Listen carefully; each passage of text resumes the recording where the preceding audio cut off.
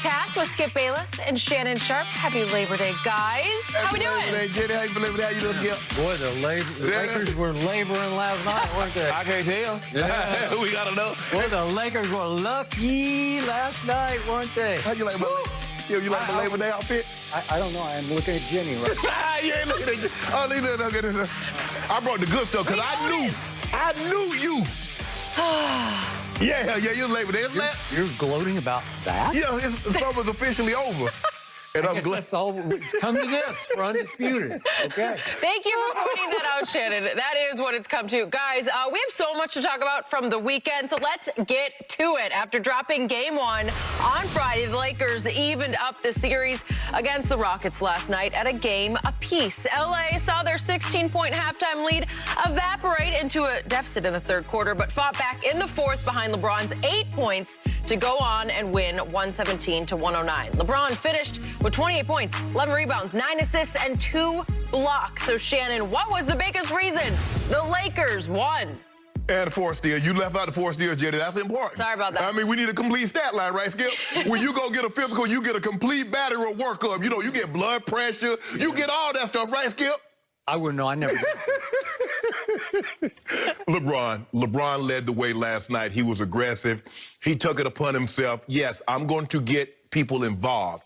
AD, I need you to do your thing, but I'm going to make sure I get myself involved. He was driving to the basket. He realizes, look, I have a decided advantage over whomever is guarding me. Either they're too small or they don't have enough sandbags in their back pocket. They can't weight themselves down, anchor themselves down to keep me from attacking the rim. So he was on attack mode last night. He got a couple of 3 balls to drop, Skip. You know, sometimes it's a blessing and a curse. He watch one of those things fall, and then, you know, he be wanting to heat check. You actually made an objective point. But I thought he played extremely well last night, Skip. That pace that the Rockets play at, Skip, yeah, they're small. So if they're small, what must they do? They can't get into a whole bunch of half-court sets. They need to get up and down to give themselves an advantage, especially if you have bigs on the court. I think Frank Vogel is learning this is not the series for traditional big men. Dwight Howard and JaVale McGee probably not going to play as much as they would like to play, Skip. But I thought LeBron having to play 39 minutes, Skip, and you're asking a man his size. So just imagine if you ask Karl Malone, say, mailman, we need you to play 40 minutes tonight, but we need you to do John Stockton's role also. We need you to run the point. We need you to make sure we get in and out of sets. And as a matter of fact, you know, we want you to guard one of these small guys on the perimeter from time to time. And he was able to do that. I thought LeBron played unbelievable. AD played unbelievable. The first half, Skip, I don't think they could have played any better than what they played the first half. They did a great job of mixing it up. They were jumping in and out of zone. They were playing man coverage. But we know one thing about the Houston Rockets, Skip. They're going to take a bunch of threes. And you just, like, Skip, when you flying and the pilot come on, we're about to incur, get a little turbulence. And so what do you say? Man, I sure hope this thing don't last long. So you just brace for it. You know the onslaught is coming. You just brace for it. They put up 20, they got 22 threes total. They made 9 in the third quarter. So you just hope, I got myself a little cushion, they don't just blow us out of the water. LeBron then braced for that thing, and then in the fourth quarter, Skip said he loved fourth quarter. He loved guys that shows up in the fourth quarter. He talked about how Donovan Mitchell showed up in the fourth quarter. He talked about Jamal Murray. He talked about some of the greats. You always count on Kobe and Mike. Mike got showed up in the fourth quarter and put on a virtuoso. And defense. Skip, did you notice my guy in year 17, how he's sliding his feet, moving side to side, up and back, front to back? Brought me a little, I just wanted to put me a little package together. You know, a little package, a little package. And let's take a look at the little package we got together. Oh, I thought you were almost finished. No, right here. Look at this, Skip. Well, now the show's going to be over. Oh, no, Skip, I keep telling you, you can't sneak apple juice into my type of party. I'm going to throw it up out of there. I'm going to throw it and you out of there. And you saw what he did on Friday night. Poor Russ. Russ said, I can't even catch a break. But I thought LeBron, AD was unbelievable. They got great contribution from Keith Morris and Kyle Kuzma and Rondo. Ooh, that'll play our Rondo, Skip. But, you know, we won one, about to be 2-1. You don't think so? My turn? Your turn. So, at the end of Friday's show, who went way out onto the end of the limb and predicted that Houston would win game one? Who did that on this show? You did scarily. I did. Scarily. I did it. Scary. I did it. I said it's going to be a huge upset, and it was. Okay. Then what did I tweet ahead of last night's game?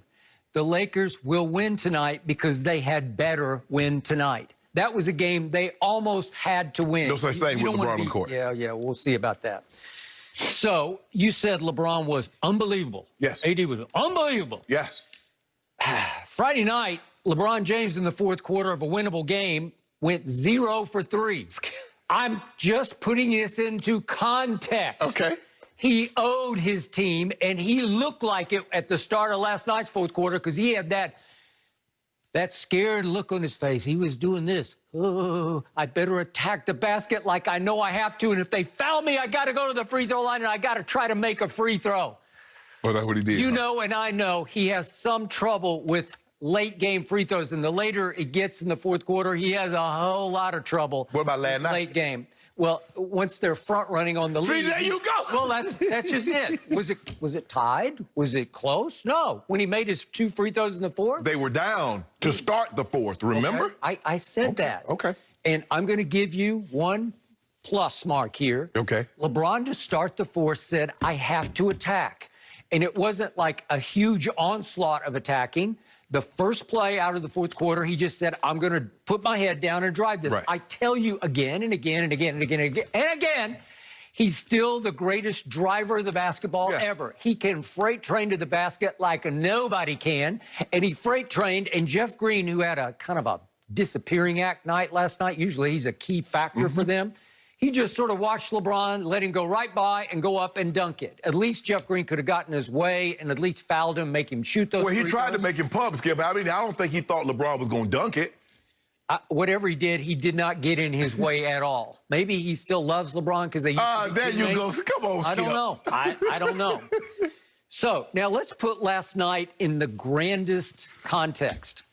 The Lakers were down 0-1, and they have an onslaught of an explosion of their own in the first quarter going into the second quarter. And who knew that not Marcus Morris, but Markieff, his twin brother, would hit 4 three-point shots last night? Who knew that? He hit 3 in about a minute and 11 seconds. Yeah. And that was the difference that sparked and it just detonated a run that put the Lakers up 42-21. That's a 21-point lead with 10:39 left in the second quarter. And I thought, this is way over. Didn't you think that? No. Oh, I did. These are the Lakers that Shannon Sharp says are prohibitive favorites to win this year's championship. These are the tiny little Rockets, the little miniature Rockets. And I'm thinking, AD's going to get whatever he wants. They got hot hands. I'm thinking this is going to be the blowout of blowouts. And what happened from that moment on until the 3:25 mark of the third quarter? That's only about a quarter and a half of basketball. What happened over that stretch? Would you believe the Rockets won that stretch of the game 64-38? Think about that. Yeah. LeBron, unbelievable. AD, unbelievable. They got wiped off the court for a quarter and a half to the tune of 64-38. I want everybody out there to let that sink in. The Lakers gave up a 64-38 run to the little tiny Rockets. That's a bad sign. That was actually a moral victory for the underdog. What do we know about the Houston Rockets, Skip? What do we know about the Rockets? What have you said about the Rockets? They're going to take, and if they shoot 35-40%, you're in trouble. Before last night, teams that had made at least 22 threes in a playoff game were 18-2. So that's 90%. So you rarely lose. So they made all those threes. How many did they make in the fourth quarter? That's all that matters. That's my point. Skip. All that matters. Skip, let me ask you a question. What happened? You have to weather the storm, remember? You got lucky. They cooled off. In fact, they went ice cold in the fourth quarter. They made 2 of 12 in the fourth quarter, and you got off the hook. So, but you didn't say anything about when they made 9 in the third quarter. You didn't say they got hot. See, all you do is look at the negative. What about the positive that they did in the third quarter?